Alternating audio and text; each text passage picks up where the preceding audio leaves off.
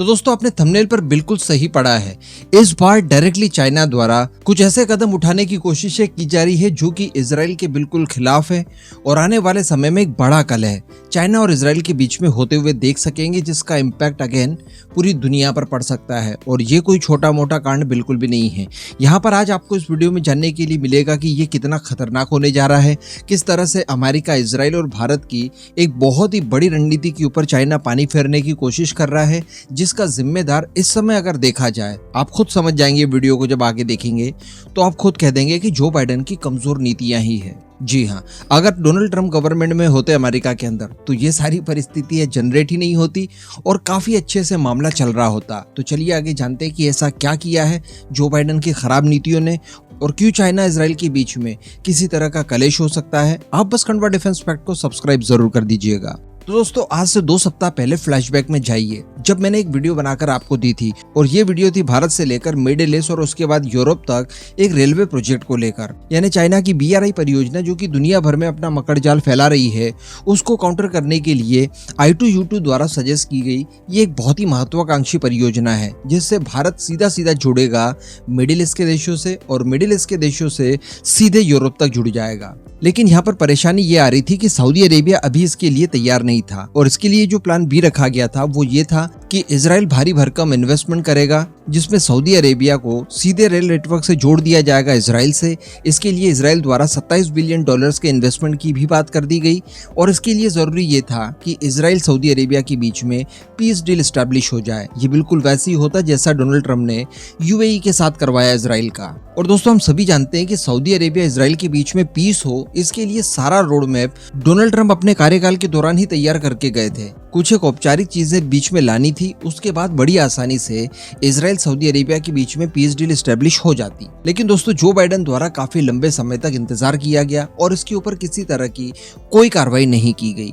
लेकिन 2024 इलेक्शन का समय जब नजदीक आया, उसके बाद जो बाइडेन अपने NSA को ये जवाबदारी सौंपते हैं कि आप सऊदी अरेबिया और इजराइल के बीच में पीस एस्टैब्लिश करवाएं। लेकिन इस बीच सऊदी अरेबिया का माइंडसेट काफी ज्यादा बदल जाता है और सबसे बड़ी बात कि उसके ऊपर चाइनीज इन्फ्लुएंस भी चढ़ने लगता है, क्योंकि ये जो बीच का 2.5 से 3 साल का समय गया, इस दौरान अमेरिका द्वारा भी अननेसेसरी कई सारे दबाव सऊदी अरेबिया के ऊपर डालने की कोशिश की गई। खासकर सऊदी अरेबिया के पत्रकार जमाल खशोगी का जो असासिनेशन हुआ था, उसको लेकर MBS को सीधे घेरने की कोशिश की गई थी जो बाइडेन एडमिनिस्ट्रेशन द्वारा। इस बात से सऊदी अरेबिया और अमेरिका के बीच में रिलेशनशिप हम लोग देख पा रहे हैं कि काफी ज्यादा खटास में जा रहे हैं। इसके अलावा सऊदी अरेबिया को कई सारी डिफेंस डील करनी थी अमेरिका से, वो भी सस्पेंड कर दी गई। तो इन सबको लेकर सऊदी अरेबिया और अमेरिका के बीच में दूरियां बन गई। इसी दूरी का फायदा उठाया चाइना ने और चाइना ने न केवल सऊदी अरेबिया के ऊपर अपना इन्फ्लुएंस जमाया, बल्कि ईरान के साथ एक पीस डील भी एस्टैब्लिश करवा दी। अब तो देखिए कि ब्रिक्स में भी चाइना के प्रयासों से ही सऊदी अरेबिया और ईरान दोनों को ही एंट्री दिला दी गई है। तो आप समझ सकते हैं कि सऊदी अरेबिया इस समय अमेरिका से कितना दूर जा चुका है और कितना ज्यादा करीब आ चुका है चाइना के। लेकिन दोबारा से सऊदी अरेबिया इजराइल के बीच में पीस डील को रिवाइव करने की कोशिश की गई तो यहाँ पर MBS द्वारा 3 शर्तें रख दी गई थी, जिसके बारे में हम लोगों ने डिस्कस किया था। एक तो ये कि अमेरिका उसे सिक्योरिटी का आश्वासन दे, इसके अलावा मॉडर्न टेक्नोलॉजी वाले हथियार दे, F-35 हो गए, पैट्रियट सिस्टम हो गए। इसके अतिरिक्त दोस्तों सिविल न्यूक्लियर पावर प्लांट, इसकी डिमांड भी सऊदी अरेबिया की तरफ से की गई थी। इसके अलावा एक और डिमांड की गई थी कि इजराइल पैलेस्टीन को एक स्वतंत्र राष्ट्र के तौर पर रिकॉग्नाइज भी करे। तो ये सारी खतरनाक शर्तें बीच में रख दी गई थी, जिनमें से कुछ तो मानी जा सकती थी लेकिन कुछ नहीं मानी जा सकती थी और अल्टीमेटली सऊदी अरेबिया ने यहाँ पर अकड़ दिखानी शुरू कर दी। इसके अलावा ये जो शर्तें रखी, अब ये शर्तें तो रखी ही रखी, इसके अलावा एक और काम सऊदी अरेबिया की तरफ से कर दिया गया और वो ये था कि जेरूसलम में अपना एक राजदूत अपॉइंट कर दिया, जो कि जेरूसलम में रहेगा तो नहीं, लेकिन वो जेरूसलम से जुड़े सारे मामलों को जो पैलेस्टीन की तरफ से आते हैं उन्हें हैंडल करेगा और अपने देश यानी सऊदी अरेबिया को रिप्रेजेंट भी करेगा, जो मैंने आपको लास्ट वीडियो में बताया भी था।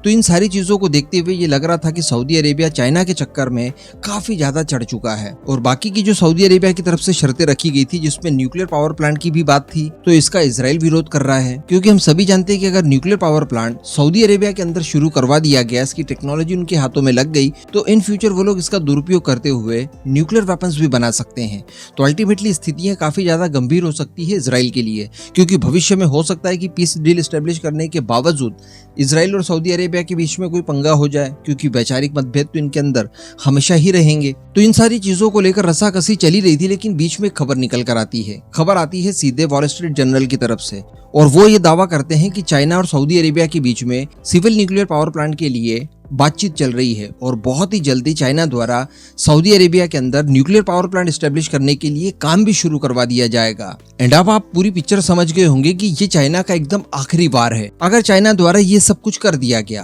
तो सऊदी अरेबिया को फिर आप कुछ भी नहीं कर सकते अपनी तरफ वापस लाने के लिए। तो यहाँ पर अमेरिका और इजराइल दोनों ही फंसते हुए दिखाई दे रहे हैं। अमेरिका तक तो ठीक है, वो मैनेज कर लेगा, लेकिन इजराइल के लिए ये सीधा सीधा थ्रेट रहेगा, क्योंकि चाइना द्वारा अगर कोई न्यूक्लियर पावर प्लांट की स्थापना की भी जाती है सऊदी अरेबिया के अंदर तो ज़्यादा उसमें कोई फिल्टर वगैरह नहीं होंगे, बहुत सारी छूटें मिलेगी। तो बड़ा आसान होगा सऊदी अरेबिया के लिए इनका दुरुपयोग करते हुए इनसे न्यूक्लियर वेपन्स तैयार करना, क्योंकि अल्टीमेटली चाइना का सपोर्ट रहेगा ही रहेगा, किसी तरह की कोई रोक टोक नहीं रहेगी। और सबसे बड़ी बात कि सऊदी अरेबिया को ये सब करना यानी न्यूक्लियर वेपन वगैरह बनाना, इसके लिए पैसा भी पर्याप्त मात्रा में मौजूद है। अब कुछ लोग ये सोच रहे होंगे कि चलिए वॉल स्ट्रीट जर्नल ने अगर ये दावा कर भी दिया तो क्या गारंटी है कि ये बात वास्तविकता है। तो देखिए, अगर ये बात वास्तविकता नहीं होती, चूंकि इतनी सेंसिटिव है, तो इस तरह की रिपोर्ट आने के बाद डेफिनेटली सऊदी अरेबिया की तरफ से और चाइना की तरफ से इसको लेकर क्लेरिफिकेशन दिया जाता और इस बात को एटलीस्ट नकारा जाता कि देखिए ये गलत आरोप लगाए जा रहे हैं। इस तरह की कोई चर्चा दोनों देशों के बीच में नहीं है। लेकिन आपको जानकर आश्चर्य होगा कि अभी तक भी न सऊदी अरेबिया के विदेश मंत्रालय की तरफ से और ना ही चाइना की विदेश मंत्रालय की तरफ से इस बात का कोई खंडन किया गया है। एटलीस्ट जब तक मैं वीडियो रिकॉर्ड कर रहा हूं तब तक किसी भी तरह का खंडन दोनों में से किसी देश द्वारा नहीं किया गया है। तो इस बात को फाइनल माना जा रहा है कि सऊदी अरेबिया और इजराइल के बीच में इन सब चीजों को लेकर तैयारियां की जा रही है। पहले भी बैलिस्टिक मिसाइल के प्रोग्राम को लेकर खबरें निकल कर आई थी कि सऊदी अरेबिया के साथ बैलिस्टिक मिसाइल प्रोग्राम चला रहा है चाइना। कई सारे हथियारों के बीच में डील भी हुई है एंड संभवतः अब ये डील भी ये इजराइल के लिए काफी ज्यादा खतरनाक हो सकती है और इजराइल इसको लेकर बिल्कुल भी शांत नहीं बैठेगा। और अब सीधा सीधा पंगा चाइना द्वारा इजराइल से ही ले लिया गया है, ये अब आप समझ लीजिए। हो सकता है कि इसको लेकर अमेरिका उतनी ज्यादा बड़ी कार्रवाइयां ना करे, लेकिन आप इस बात को बिल्कुल गांठ बांध कर लिख लीजिए कि अगर ऐसी कोई भी हिमाकत ये लोग करने की कोशिश करते हैं, यानी चाइना द्वारा न्यूक्लियर पावर प्लांट बनाया जाता है अगर सऊदी अरेबिया के अंदर, तो इजराइल चुप नहीं बैठेगा। इस बात में कोई इफ एंड बट नहीं है। सीधे सीधे मोसाद यहाँ पर उतरेगी और फिर वो अपने हिसाब से कार्रवाइयां करेगी। लेकिन इन कार्रवाइयों की वजह से दुनिया जो है वो एक बार फिर से रशिया यूक्रेन वॉर जैसी स्थिति का सामना कर सकती है। तो काफी ज्यादा क्रिटिकल हो सकता है आने वाला समय, और इसके लिए जिम्मेदार जो बाइडेन के अलावा मेरे हिसाब से कोई और नहीं है। अगर डोनाल्ड ट्रंप होते तो ये परिस्थितियां आती ही नहीं।